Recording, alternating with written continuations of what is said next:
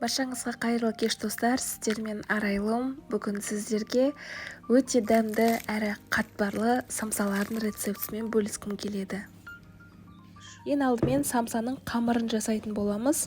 Қамырын жасау үшін 260 грамм суға 1 шай қасық тұзды араластырамыз. Тұзымыз ерігенше қасықтың көмегімен араластыруымыз керек. Енді 500 грамм менде ұн бұл жерде менде сеткадан алдын ала өткізіп алдым. Ортасын ашамын, ортасына осы дайындаған суымызды құямыз және қолымыздың көмегімен араластырамын.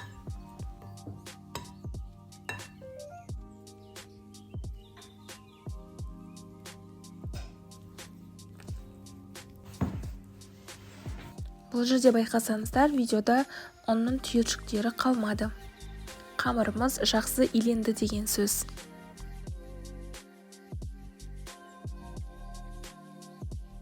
Қамырымыз бір келкі болу үшін целлофанға 5-10 минутқа қойып қоямыз. Сол кезде ол бізде жұмсарады.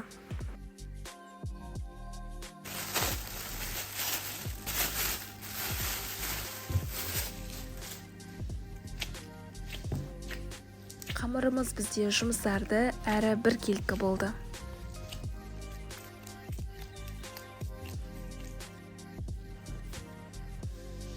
Енді қамырды 4 бөлікке бөлетін боламыз.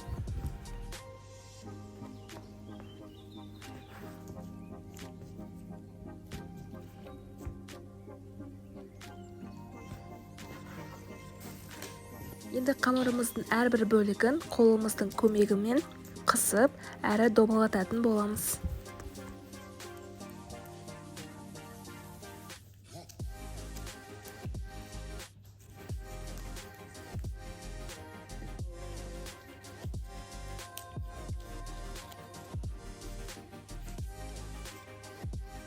Енді қамырымыз демалу керек. Мен арнайы целлофанға салып қоятын боламын, немесе бетін шұңғыл ыдыспен жауып қоюларыңызға болады.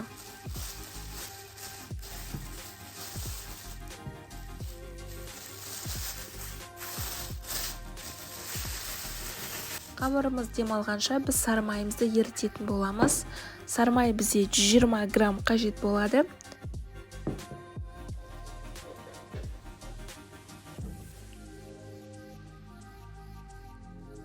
Біздің сары май дайын. Енді әрбір қамырымыздың әр бөлігін бөлек-бөлек жаятын боламыз.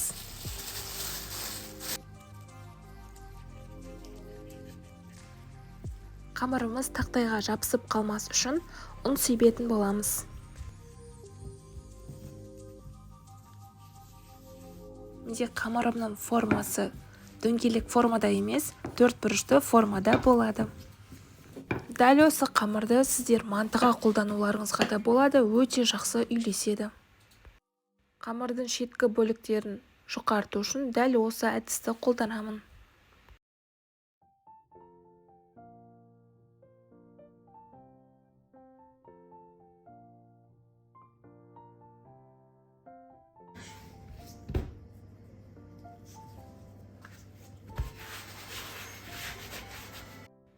Қамырда осындай жұқалықтармен жайдым. Қамырдың астыңғы бөлігі жабысып қалмас үшін мен ұн себетін боламын.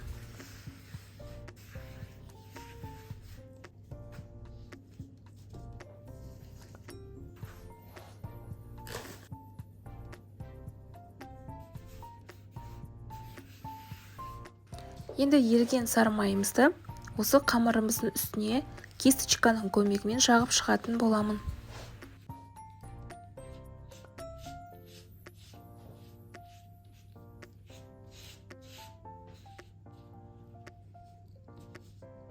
Осы жағылған сары майдың үстіне екінші жайылған қамырымызды төсеп шығатын боламын. Дәл осылай 4 қамырды бірін үстіне бірін төсеп шығатын боламын. Арасына сары майды міндетті түрде жағып.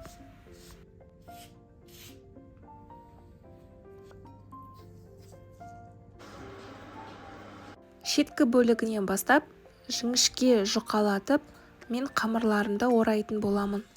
Ораған кезде назар аударыңыздар, қамырларыңыздың ортасына ауа қалмау керек.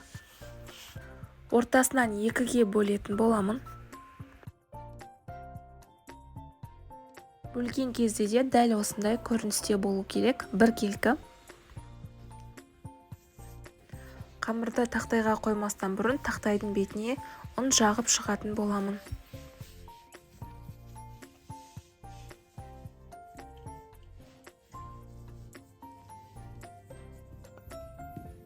Бетін салафанмен немесе пищевая пленканың көмегімен жауып, морозильникке 40 минутқа салып қоямын.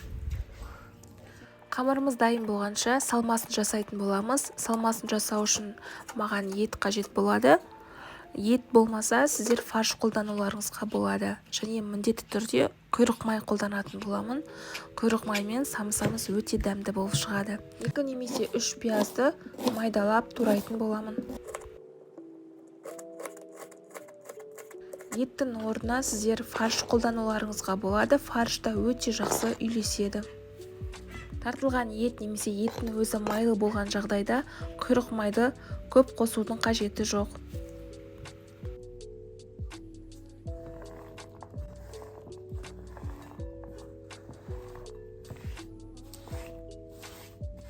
Жарты ас қасық тұз қосатын боламын. Сіздер дәміне қарай қосуларыңызға болады. Қара бұрыш қосатын боламын. 1 шай қасық кориандр қосамын. 1 шай қасық кептірілген сарымсақ қосатын боламын. 1 шай қасық зира. Аз мөлшерде ашты бұрыш қосатын боламын. Барлығын жақсылап араластырамыз. Біздің салмамыз дайын. Қамырымыз дайын, 40 минуттай өтті. Енді қамырымызды осылай кесіп алатын боламын, әрбір бөлігін.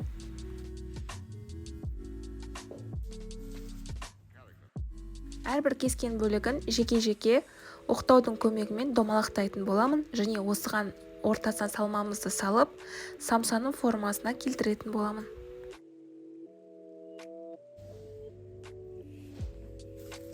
Дәл осы формада жасау міндетті емес, өздеріңіздің идеяларыңызға байланысты кез келген формада жасауларыңызға болады.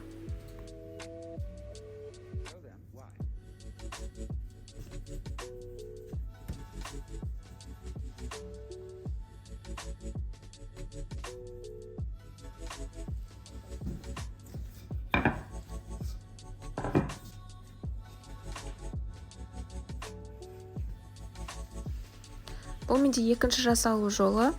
Мен әдетте дәл осылай жасаймын. Маған өте ыңғайлы жасағанға 3 бұрышты формада.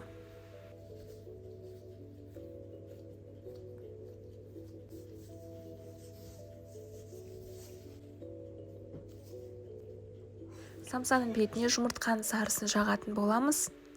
Әрбір бөлігіне.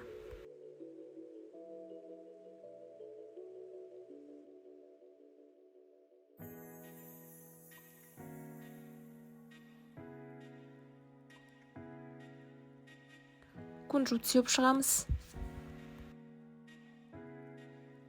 Осы кезде достар, пештеріңізді алдын ала қыздырып қойсаңыздар болады. 180 градуста 35-40 минуттай пісіреміз.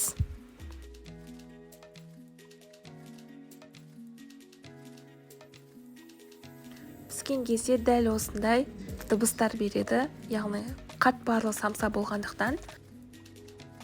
Міне достар, біздің самсаларымыз дайын болды. Аз уақыт ішінде өте дәмді болып шығады. Жасап көруге кеңес беремін. Егер сіз самсаны басқа рецептпен жасаған болсаңыз, онда міндетті түрде комментарийға өз рецептіңізбен бөлісіңіз. Мен міндетті түрде қарайтын боламын. Осымен достар, біздің рецепт аяқталды. Егер сіз менің каналымда бірінші рет болсаңыз, міндетті түрде каналыма жазылып, лайк басуды ұмытпаңыздар. Сонымен қатар, алдағы уақытта жаңа рецепттерді үзбей көру үшін қоңыраушаны басуды ұмытпаңыздар. Яғни достар, каналыма жазылғаннан кейін осы жерде қоңырауша болады. Қоңыраушаны бассаңыздар, все деген нүктені таңдауды ұмытпаңыздар. Сол кезде алдағы жаңа шыққан видеолардың барлығын сіздер бірінші болып көретін боласыздар. Видеолардың арасында дәл осы видеолар менің каналымда бар. Іздеген жағдайда менің каналымнан таба аласыздар. Плейлист деген бөлімге түсетін болсаңыздар, менің каналымдағы барлық тағамдар түр-түріне бөлінген.